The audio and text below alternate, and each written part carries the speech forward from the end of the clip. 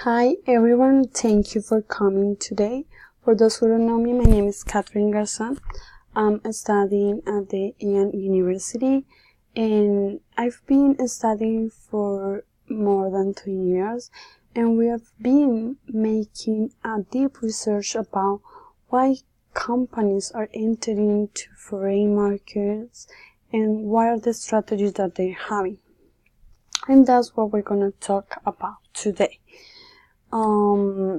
So these are the topics that we'll mention today.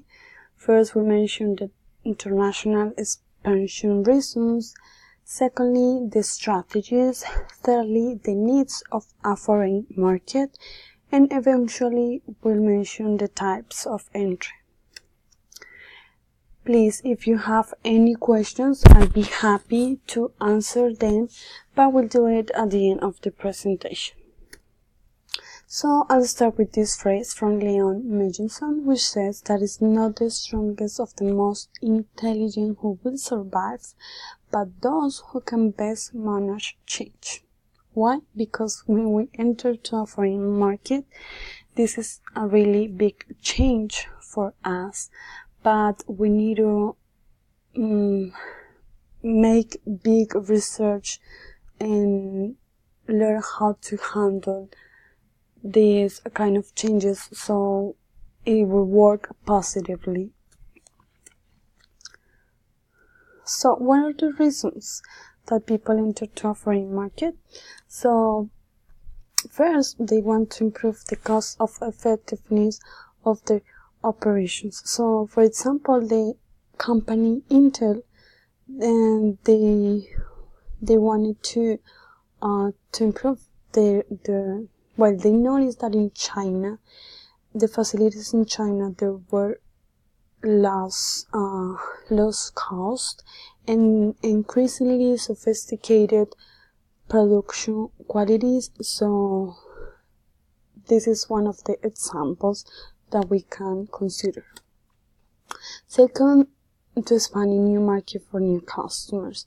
So for example, the company Embraer and Nokia, mobile phone Nokia company, they decided to invest in China to find new customers. And one of the final reason is because the companies want to follow global customers.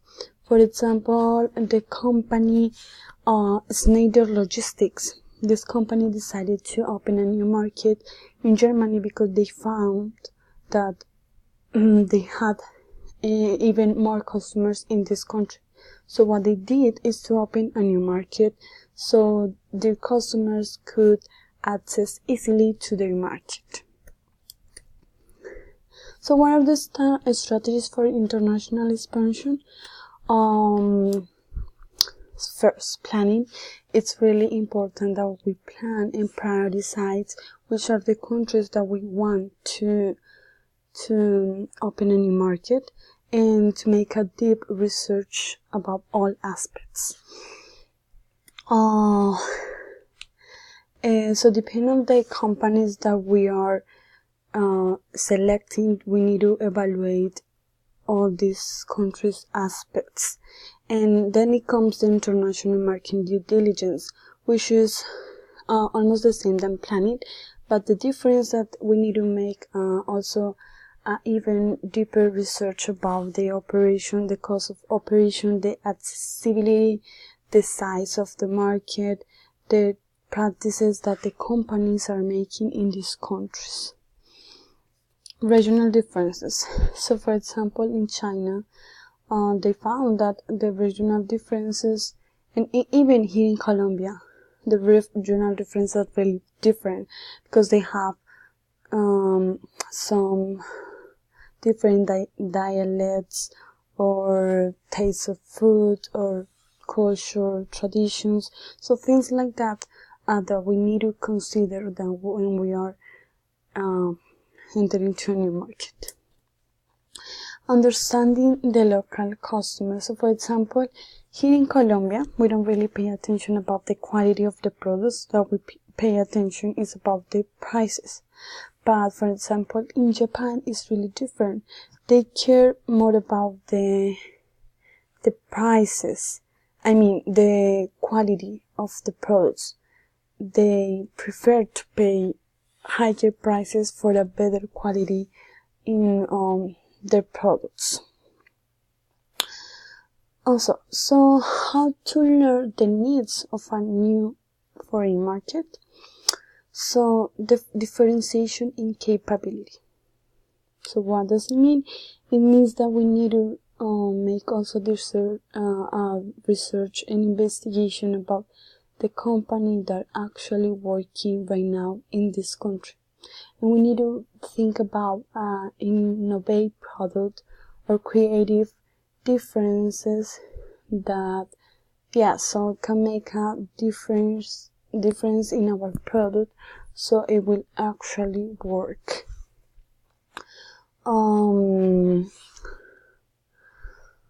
The industry dynamics. So, for example, most of the companies think that because, for example, China is a large size, we're gonna have it's gonna be successful, but actually it's not. 70% of the people there are rural. They live in rural cities, which means that they don't really access to high prices. For example, the US, they can access to United States products, but because they have high cost. So, okay, and then the Pearson analysis. So, this Pearson analysis I consider is one of the most important, and I think is one of the main aspects that we need to consider. Why? It stands for political, economic, social, technological, environmental, and legal context about the country. So, for example, political factors, we need to make a research about the government. What are the taxes they have? What are the trades they have? Do they have any agreement with us? So we can take these aspects into account when we are opening the new markets. Economic factors. So about the inflation rates, the tariffs of the products, the interest rates. For example, Argentina. As we can see, actually, in Argentina they have the inflation, or Venezuela, the inflation rates are really high, so we can it's not the time to open a new market there. It may change in the future, but it's not the time right now, because they are really critical. And about the social factors, so for example, what are the languages that they speak, what are their religions, what are the age of lifespan demographics, and what are the traditions they have. What are, for example, Philippines, they have different types of food that they eat, and the manners that they have are really different. They can actually eat with your hands, but in Colombia we don't eat with our hands. So things like that is that we need to take into account.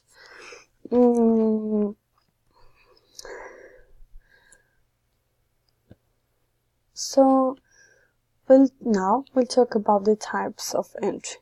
So, the exporting is one of the easiest ways to enter that, because we don't actually need to open a new market. So we just start sending our products, and that's one of the best ways. So we can start researching the country, but just by sending our products.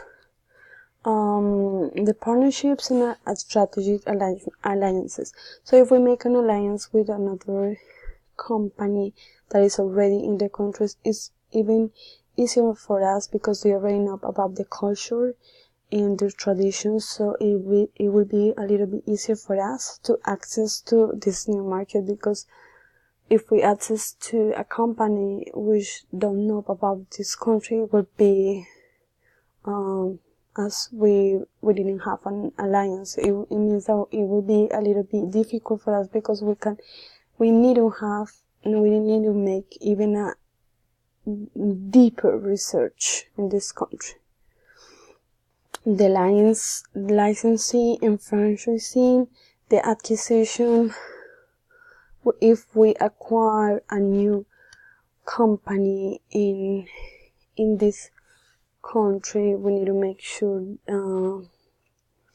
this new acquisition is actually good for us. We need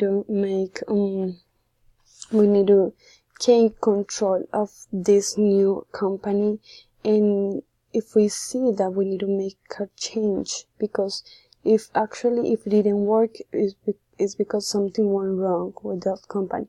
So we also need to make a deep research make new interviews to the customers. What were the things that they didn't like about the previous company, and what are the things that we need to improve to start working in this new company and to make it work, but in a better way. New wholly owned subsidiary is to open a market there, is to start, and this is the one of the expensive ways to open a market in a new country, but it's also effective because we have the control of our company, and we can decide what to do in our new company. So the conclusion about this presentation is that I just mentioned some of the important and relevant aspects when you're opening a new market, but there's a lot of information that you need to research about these new companies. So please, if you're gonna open a new market, you need to really make sure this is the country that you want to invest in. It's better that you take your time to make a research, or you can even take some recommendations for companies who are actually working in these companies, but companies who are related to the product that we are thinking about to support. So it's gonna be a little bit easier for us, and it's also good to have some alternatives, not just one country, but at least more than two or three countries, countries when we want to invest. So this is the time for questions. So please, if you have any questions about this presentation, I'll be answering them right now. Thank you so much for your time. Hope that all this information have worked for you. I really wish you the best luck in your new businesses, and hope that you have enjoyed this presentation.